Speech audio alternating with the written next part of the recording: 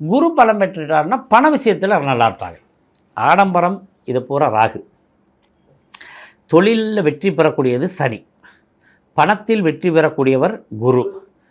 ஞானத்தில் வெற்றி பெறக்கூடியவர் கேது. இந்த 4 பேர்த்தில் 3 பேர் நல்லா இருக்காங்க. ராகுவை மட்டும்தான். ஆமாம், ஆடம்பரத்தை மட்டும் குறைச்சிருவாங்க. இத்தனை வருஷம் ஆடம்பரமாக இருந்து நிறைய செலவு பண்ணாங்க. இந்த ஆடம்பரத்தை ஸ்டாப் பண்ணதுனாலே பெரிய உச்ச நிலைக்கு வரப்போகிறாங்க அவங்க. Okay sir. அடுத்த ராசிக்காரர்கள் விருச்சிக ராசி. விருச்சிக ராசிக்கு வந்து ராகு 4ஆம் இடத்துல இருக்குது, அவ்வளோ திருப்திகரம் இல்லை. வீடு வண்டி வாகனங்கள் சார்ந்த விஷயங்கள் கொஞ்சம் பிரச்சனைகள் இருந்துக்கிட்டே இருக்கும். 5ஆம் இடத்துல சனி இருக்கதும் பெரிய நன்மைகள் இல்லை. இந்த குழந்தைகள் ஏதாவது விருப்ப திருமணம் பண்ணணும் அப்படின்னு நினைக்கிறவங்களுக்கெல்லாம் ஃபெயிலியர் ஆகும். பூர்வீக சொத்து சார்ந்த பிரச்சனைகள் வரும். அதே மாதிரி குழந்தைகள் சார்ந்த விஷயத்தில் கொஞ்சம் கவனமாக இருக்கணும். இதெல்லாம் வீக்கு தான். ராகுனாலே வீக்கு, சனினாலே வீக்கு. அடுத்தது குரு எப்படி இருக்காருன்னா அட்டம குரு.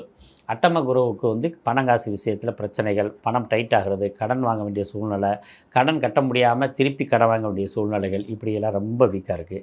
அதுக்கடுத்து கேது 10ஆம் இடத்துல. தொழில் சார்ந்த விஷயத்தில் கேது உட்காந்துருக்குது. பரவாயில்லாத அமைப்பு தான், ஆனால் பெஸ்ட் அமைப்பு கிடையாது.